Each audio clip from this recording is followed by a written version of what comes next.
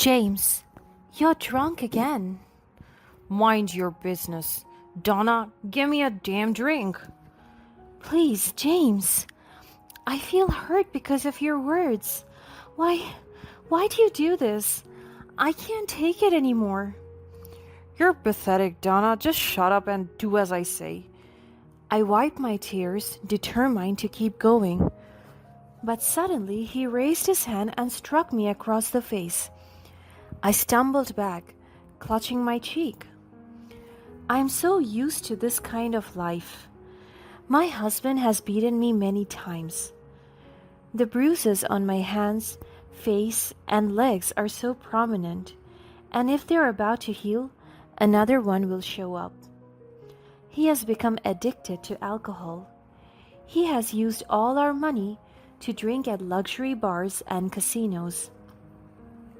His co-workers even told me that he rarely goes to their office and is on the brink of getting fired. I feel anxious about my life.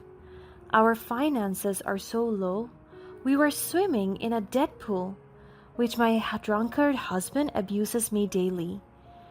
The vows he said to me on the altar during our wedding slipped from his mouth. They were all lies. He swore to protect me, but look at him now. He's the one who's making my life miserable. I placed a can of beer on the table beside him. He stared at me with a powerful presence, as if he was about to slap me again.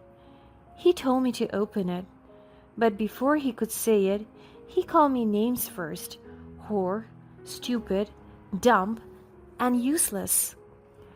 All of these words seem like a lullaby to me. I don't feel pain anymore. I am so numb already. After I opened the can, he slapped my head hard, so I stumbled again to the floor. He told me that it is what I get for being so slow. He had drunk 6 cans already, and it was 1 in the morning. I am so tired from cleaning the house, and my body is soaring because of his physical attacks. I want to sleep and rest, but he wants me to stay up with him. I controlled myself from falling asleep, but he was taking so long. He kept on watching this football match, and he wants me up so I can refill his beer and food. He is treating me like a slave. Sometimes I forget that I am his wife. He kept on tormenting me with my lapses as a spouse. All his abuse started when I had a miscarriage 4 months into my pregnancy. We were both so excited to have a child. We had everything planned out already. It has been James's dream to become a father, but after a fatal accident at work, the baby is gone. He was so furious, and I was shocked because he blamed it on me. He told me that I was careless, and for the worst, he even said that I intended to abort the baby.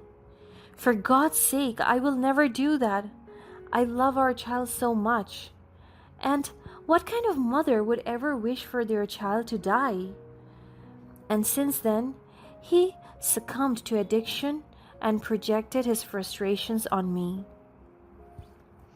There are many times that I wanted to get out of this relationship, but I'm so scared even to try because I know what my husband can do. He even threatens to hurt me and my family if I decide to leave. I am so tired. I can't live with this kind of life anymore. I was returned to reality when my husband instructed me to get another can. I insisted that he must rest, but he threw the can at the wall and started to throw a tantrum. I heaved a sigh and followed his orders. I don't want to be attacked again. My body can't endure it anymore. After 10 cans of beer, my husband finally fell asleep. A considerable weight of pain lifted from my heart. This is too much already. I want all of this to end. Another day passed, and when evening came, my husband came home drunk again. But this time, his shirt was all hairy and worn out, and his face had bruises as if he had gone into a fight. What happened to you? This is all your fault. What? What did I do again this time? He slapped me as my voice escalated. He hates it whenever I show him dominance. It's all your fault that I'm childless. Is this the reason why you got into a fight? Yes, just because I held a kid at the park, his father punched me. I just wanted to help that kid out. Then why is it my fault? Because you aborted our child. That is not true. Stop telling lies. He punched me in the gut and I lay on the floor. I wanted to get up, but he kicked me. He was about to pull my hair when he collapsed to the ground. I panicked as I saw him barely breathing. Is he going to die? Despite the pain in my stomach and my hatred towards him, I still chose to help my husband and called an ambulance for rescue. After a few minutes, they responded. We rushed him to the hospital, and while we were inside the ambulance, I also treated my wounds. Afterwards, my husband was placed in the emergency room while I stayed in the private room to recover from his physical attacks. Hours have passed, and I can already feel my body regaining its strength. And in just a few minutes, the doctor came in. He went directly to me and delivered the news about my husband's condition. Mrs. Williford, how are you? I am doing recovering, Doc. That is good to hear. I have something to tell you about your husband. What is it? He is suffering from AUD, and it is best for him to go to rehab. I was so shocked by what he said. My husband is diagnosed with alcohol use disorder, or AUD. His body has been dependent on alcohol for the past year, slowly deteriorating. As the doctors were doing their best to heal his physical condition, they admitted that they could not fully reassure him that his mental and emotional health would instantly heal. Because of that, they advised me to put my husband in a rehabilitation center. I heaved a sigh. Sure, do whatever you can to help him. I always knew his addiction to alcohol was affecting his mental health. There were several fights of us that would make me think that maybe he is just a victim of his mental health. However, we also have fights when he's sober, and it is even much worse. One fight that I forgot is when we were at a grocery store. He told me to buy 5 bottles of his favorite beer, but when I got to the liquor section, there were only 2 left of his favorite. I am so afraid to get the ones he don't like and to get just 2. I am torn. I don't know what to do because either way, he will still beat me, and I have already gotten enough beating that day. But because I'm taking so long, I started to feel anxious because I'm sure that he's going to hurt me again for being slow. So out of fear, I hurriedly got the 2 bottles of his favorite beer, and when I gave it to him, his face became furious.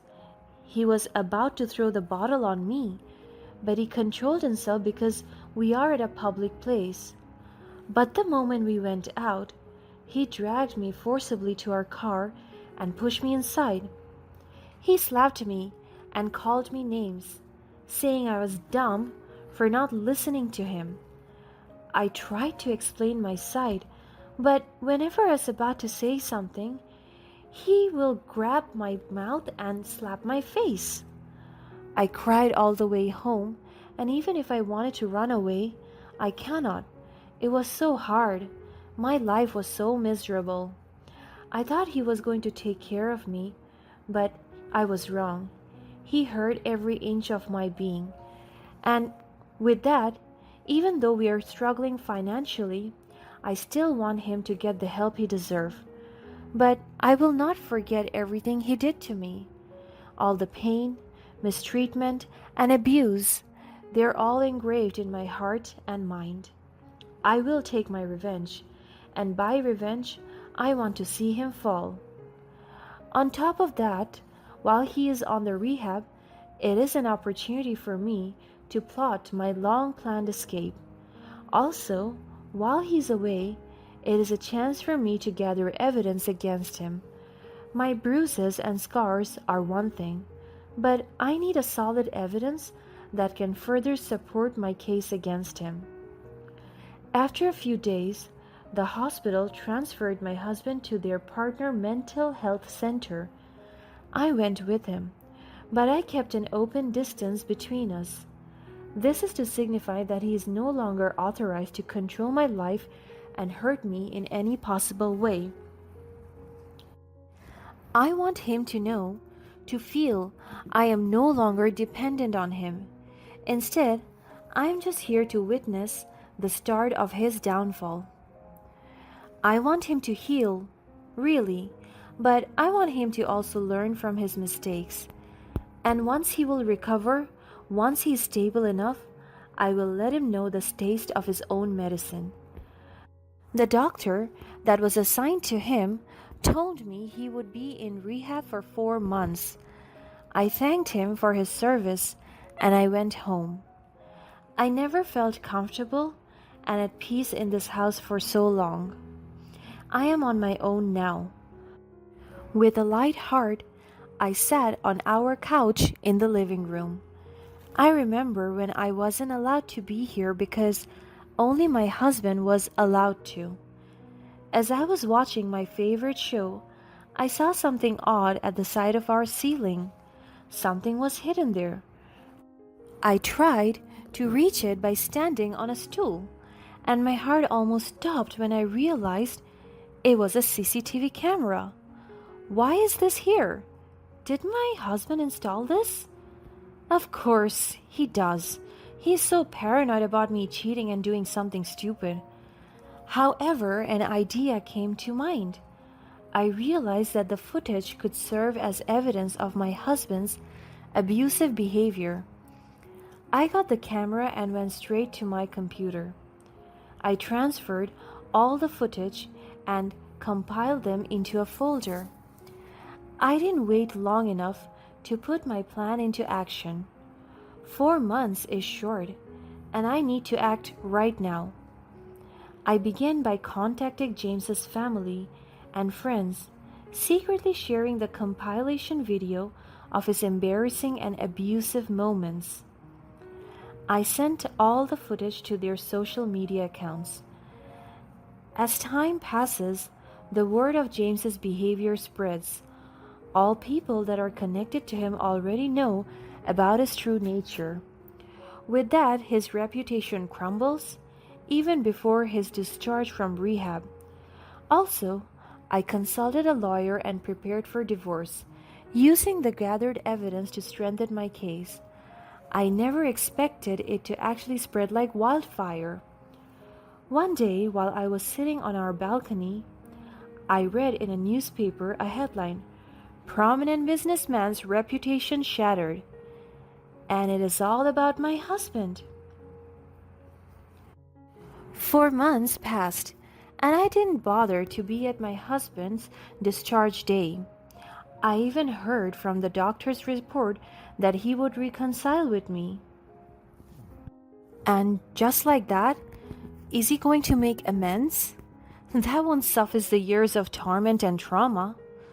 On top of that, someone close to me working in the mental health center told me that as soon as my husband got out of rehab, he immediately knew about the news. He was so ashamed and embarrassed, so he immediately went to his family's house.